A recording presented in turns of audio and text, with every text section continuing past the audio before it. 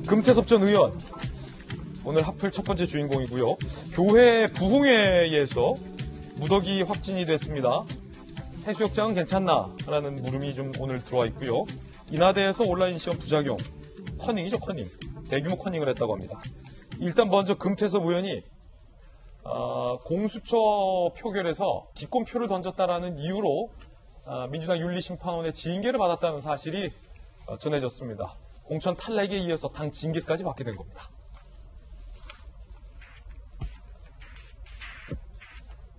올 2월 민주당 일부 권리당원들 작년 공수처 법안 표결 당시에 기권표를 던진 금태섭 전 의원 제명 요청안을 제출한 바 있습니다. 지난달 25일 윤리심판원이 열렸어요. 금태섭 전 의원에게 경고 처분을 내렸고요.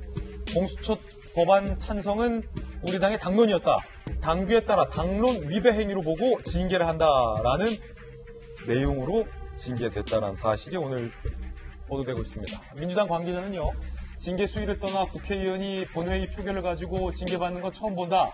여권 관계자는 민주당의 금태섭 징계는 21대 국회 당선자들을 향한 경고로 보인다. 앞으로 의원 177명 중 누가 소신 있는 발언할 수 있겠느냐라고 얘기를 하고 있는 그런 상황입니다. 금태섭 전 의원은 조 전 장관 국면 때도 소신 발언을 했습니다. 그리고 지난해 10월에도 공수처에 반대한다는 의견을 공식적으로 밝히기도 했습니다. 들어보시죠. 후보자는 학벌이나 출신과 달리 진보적인 삶을 살아왔다는 이유로 비판받는 것이 아닙니다. 말과 행동이 전혀 다른 언행 불일치 때문입니다. 후보자는 개혁주의자가 되기 위해 노력했지만 아이 문제에는 불철저하고 안이한 아버지였음을 고백한다라고 말했습니다. 거기서 개혁주의자가 왜 나옵니까? 우연히 젊은이들을 만나서 식사를 했는데 조국 후보자의 가장 큰 단점이 무엇이냐고 물었더니 공감 능력이 없는 것 아닌가요? 라는 답변을 들었습니다. 지금 정부안과 같은 공수처가 전 세계에 존재하는 케이스가 있습니까? 사례가 있습니까? 유사하게. 수사권과 기소권을 다 가진 공수처가 권한 남용을 한다면 어떻게 제어를 할 수가 있습니까? 박용진 의원님, 네. 금태섭 의원이 공수처와 관련돼서 반대표도 아니고 기권표 던졌다고 윤리심판원의 징계를 받는 것이 적절하냐는 논란이 일고 있습니다. 어떻게 생각하십니까? 저 이 뉴스 아침에 보고 되게 놀랐어요. 예. 이게 지금 잘 가고 있는 건가 하는, 제대로 가고 있는 게 맞나 하는 생각이 들 정도였습니다.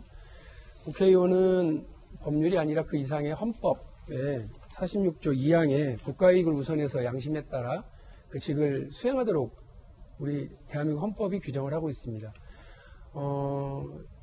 민주당 윤리심판원에서 들었던 조항을 제가 오늘 찾아봤습니다.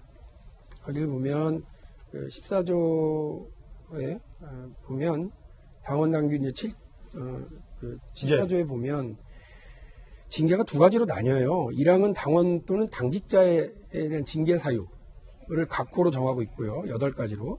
그리고 또 당 소속 국회의원을 징계하는 경우 또 따로 있습니다. 그러니까 이걸 어떻게 볼지 잘 모르겠어요. 그러니까 아마 윤리심판원은 당원이지 않냐. 당원이니까 당론 따라야지 이렇게 얘기를 했을 겁니다. 그런데 금태섭 의원은 공수처와 관련해서는 여러 가지 우려와 지적을 4년 내내 했던 사람이에요. 4년 내내요. 예. 공수처를 반대하는 게 아니라 공수처가 자칫, 우리가 검찰 권력을, 오히려 어떻게 낮추려고, 권력을 이렇게 좀 쉐어하려고 하는, 이렇게 주장을 하고 있었는데, 오히려 공수처가 검찰의 특수부를 더 확대하고 강화하는 거 아니냐. 이 얘기를 의원들이 의총에서도 여러 차례 얘기를 했고요. 거기에 조홍천 의원은 또 다른 면에서 공수처가 가져올 여러 우려들에 대해서 지적을 했습니다.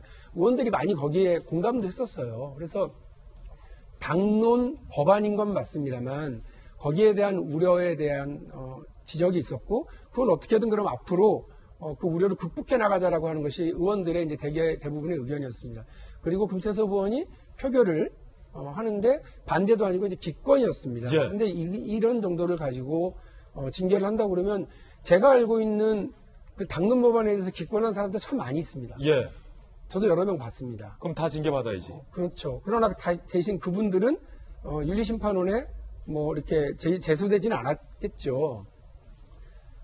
이게 쉬운 일이 아닌 것 같습니다. 전 금태섭 의원이 재심을 청구하는 것이 맞다고 보고 재심 청구를 통해서 국회의원에게 헌법이 부여한 직무수행에 관한 의무 이 부분과 민주당의 당원 당규가 규정하고 있는 조항이 충돌하고 있는 것이 맞냐? 예.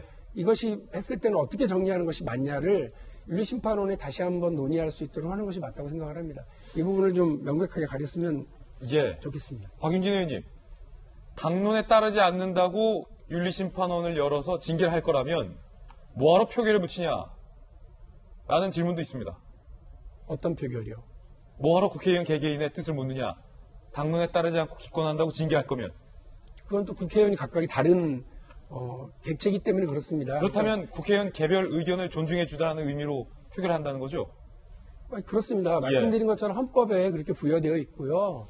금태섭 의원이 대한민국 국회의원이라고 하는 그 지위와 역할이 있고요. 당원으로서 지켜야 될 의무가 있는 겁니다. 이 두 가지를 지금 윤리심판원은 후자를 중심으로 당원이 지켜야 될 것을 중심으로 했고요. 징계 사안 중에 국회의원이 징계받을 사안이 따로 있다고 제가 말씀드렸잖아요. 그러니까 그냥 당원이니까 따라야 됐다라고 하는 걸로 지금 한다는 겁니다.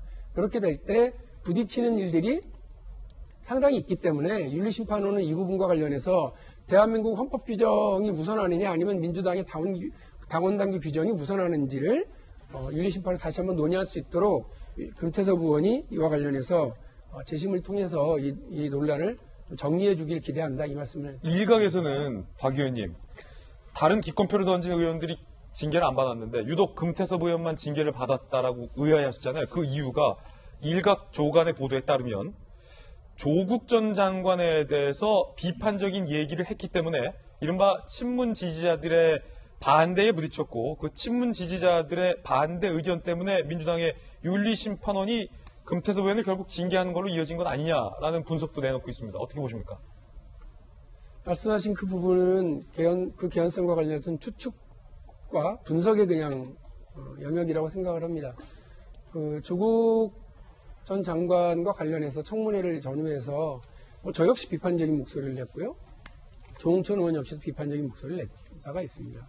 그러나 이제 결과가 다른 건 저와 조홍천 의원은 어쨌든 공수처가 갖고 있는 여러 가지 한계와 문제점이 있지만 이것 자체가 검찰개혁이라는 거대한 흐름에서 출발일 수는 있겠다라고 판단을 했기 때문에 저는 거기에 찬성을 보낸 겁니다.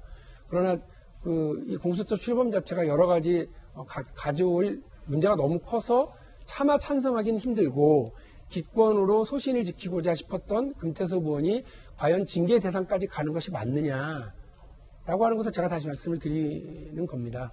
따라서 민주당 안에서 시시비비를 가리기 위한 여러 가지 정치적 견해가 충돌하고 토론하고 부딪힐 수 있습니다.